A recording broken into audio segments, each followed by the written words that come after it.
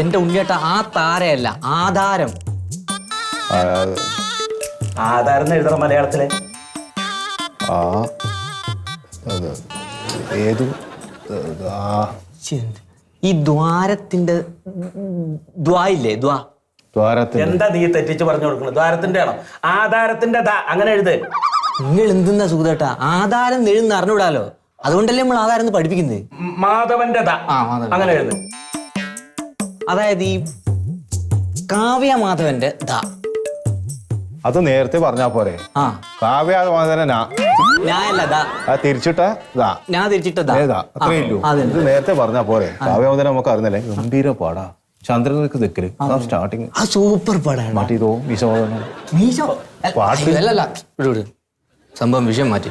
ഈ മുറിയിൽ വെളിച്ചക്കുറവ് നല്ലോണ്ട്, നല്ല ബൾബ് കണ്ണട ഊരി കഴിയും. ഇതെടുത്ത്